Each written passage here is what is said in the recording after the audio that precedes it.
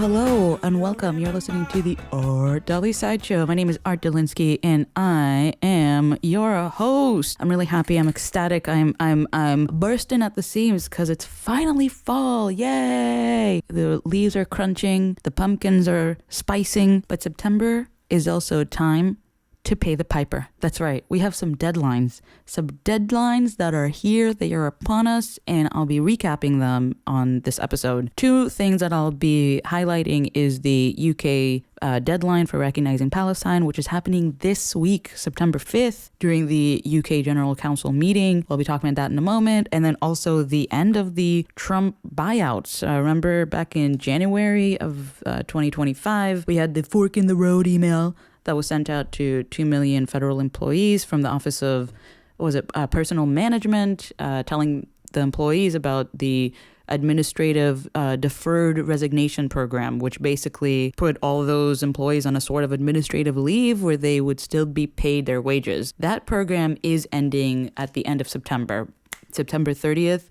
That's it. No more. I gave you an offer you couldn't refuse, and now it's time for you to pay the piper. I mean, I don't know what piper they'll be paying, but yeah, that is definitely expiring this month. I think we're probably going to be seeing some more, kind of like hearing more about this topic since 150,000 employees did accept the buyout. And one thing that I did note when I was researching about this is that the federal employees that accepted this were still able to work, so they could essentially get 2 paychecks from their government job, which I guess doesn't exist anymore, which they'll still be getting their wages, but then also part of the stipulation is that, look, the whole idea behind this is to get skilled employees out of government jobs and into the private sector. So they're saying that as long as the person wanted, they could get a job as long as it was in the private sector. So, essentially, I hope that there are people who did take advantage of that and it's not even taking advantage. That's the offer that you were given. So I hope that people did have their wits about them, and damn, that you could save a lot of money. That's like 7 months of getting a full paycheck? Damn, that's really nice. That's really sweet. I'm pretty sure that we're going to be seeing a lot of people talk about this online, commentary, blah, blah, blah. And we're probably going to be hearing from the geniuses on TikTok on how this is fascism. I bet you $5 now they're going to say it's fascism because somehow shrinking government is fascistic, even though by definition that is not what fascism means, but if they feel like it's fascism, then that's what they're gonna call it, because words have no meaning. So welcome to the clown world. Anyways, another deadline is fast approaching, and the French, UK, and Canadian recognition of a Palestinian state is here. That's right. Back in ancient times of July of this year, the 3 governments announced that they will recognize a Palestinian state during Friday's UN General Assembly meeting this Friday on the 5th. Be there or be squared. I think that, I don't know if they're going to televise it or not.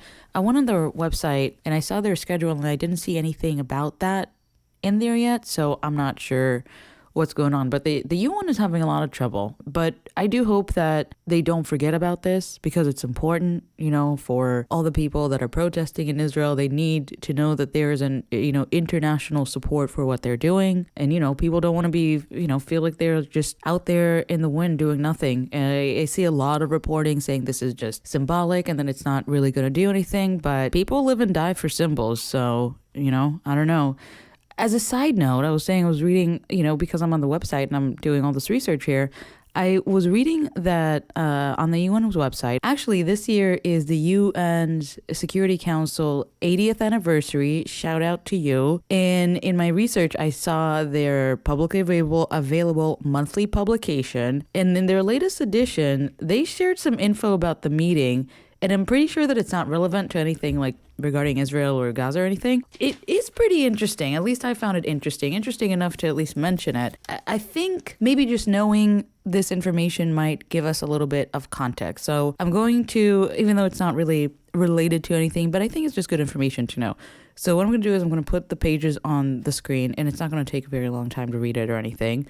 But I will change the color of the screen so that if you're not interested, you can just fast forward until you see the screen go back to the grass, and then you know that we're back to the story about the French, Canadian, and UK governments. So you can see here, this is from August 29th, and I'm going to just read kind of through it pretty quickly. In hindsight, Security Council and the UN80 initiative, what lies ahead? ?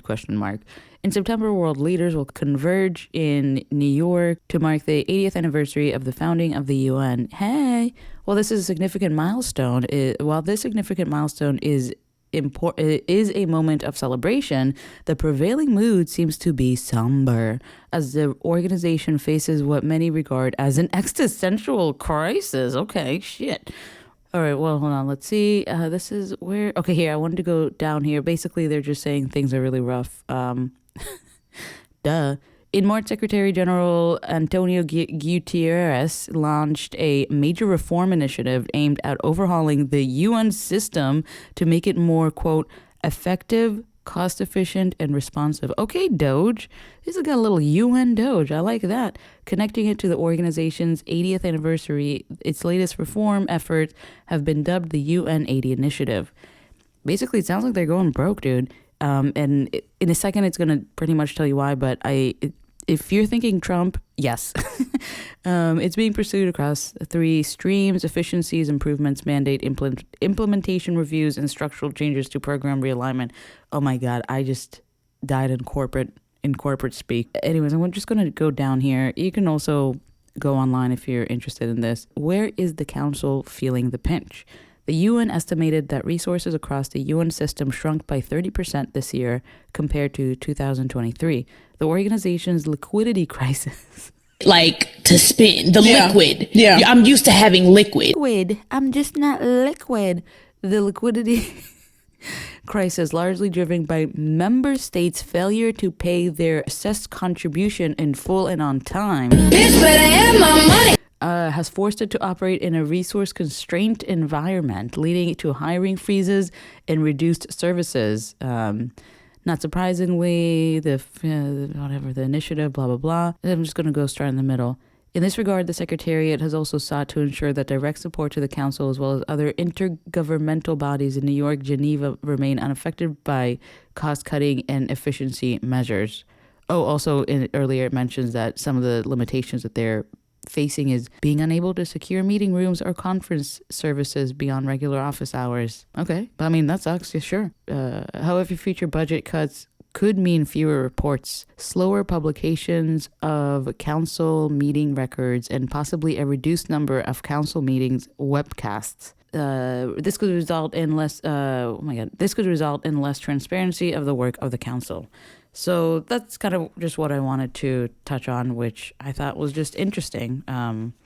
Especially the part about the webcast. Like, just zoom it and press the live button and you can have a live Zoom meeting on YouTube. I don't know what the issue is. Anyway, I mean, I'm not doing their books, so I don't know, but that's not great. And yes, Trump said a long time ago that he doesn't mess with NATO, not UN, none of that. So just interesting point of reference. Anyways, back to the story. The French, like I mentioned, the Canadian and UK government said back in July that they will recognize a Palestinian state. Here's actually audio of French President Emmanuel, my wife is totally not a dude, Macron, talking about this.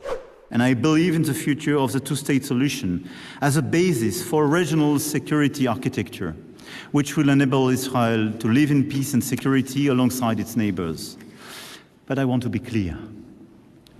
Calling today for a ceasefire in Gaza without any condition is just telling to the rest of the world that for us as Europeans, there is no double standard. And as we are attached to human lives, as we are attached to territorial integrity, we want this ceasefire. No discussion. And today, working together in order to recognize the state of Palestine and to initiate this political momentum is the only path to peace. Yep, so that was Macron talking about this back in July. And he said no conditions, but spoiler alert, there indeed are conditions. So I'm just going to wrap up by going over this House of Commons report that they created. I'm going to pop it up on the screen. It's quite long. Well, it's not that long, actually. It's only like 20-something pages. If you're interested, I do recommend reading it. It's nothing too revolutionary. It's just more of a compilation of different tweets and political figures and NGOs and, people of those calibers. And then this is a report kind of consolidating all of those talking points. But I just want to real quickly go over to the actual conditions of this. So it's on the second page. I can look at the screen, titled, "What have the UK, French, and Canada said? The UK's recognition of a Palestinian state is conditional on whether the government judges that by September 2025, Israel has not made sufficient progress towards addressing the humanitarian situation in Gaza. 2, made sufficient progress towards reaching an agreement to secure the release of hostages and a ceasefire with Hamas. 3, committing a, quote, long-term substantial peace and two-state solution." It continues on to read, "The UK government also reiterates that it expects Hamas, a prescribed terrorist group, to disarm, release all hostages it holds, and to no longer govern Gaza." Continuing on, there's a part about Hamas being completely demilitarized. These are the stipulations, and I think just based on these conditions, I just don't think that's going to happen, just specifically on the last one. There's also a part where I believe Macron said that here it's actually a couple lines down. In his announcements, the French president Emmanuel, my wife is on a dude, Macron, said that the Palestinian state should be demilitarized and accept Israel. Yeah, I don't know if that will happen. That's kind of like the number one thing is to not accept Israel. The Israeli Prime Minister Bibi Netanyahu says that this is rewarding Hamas for a monstrous terrorist attack. There is no Palestinian partner for peace. So he's not feeling this at all. This is understandable. We're talking about a war. I just don't see any of this happening. I wish that it would. These conditions they're somewhat reasonable. My personal opinion about this, if you really want to know, I think that it's inevitable that there will be a two states there in the Middle East. What are they going to look like? What lines are we talking about? What boundaries? What years? A PA? Is it going to be like a new PA? Is Syria going to be involved? Is Egypt being involved? Like what? A lot of questions. Is Saudi Arabia going to be involved? Just, it can't continue on like this for another almost 80 years, 70 something years, Anyways, that's all I've got. My name is Art Delinsky, and I've been talking with you about my September predictions of some of the news items that I think we will be seeing, including the deferred resignation program that was offered to federal workers by Trump, aka the Trump Buyout for federal workers, and the United Nations General Assembly happening this Friday, where the UK, Canadian, and French governments may or may not recognize Palestine as a state. Anyways, thank you so much for tuning in. My name is Art Delinsky. You are listening to the Art Deli Sideshow. I'll catch you on the flip side. Bye.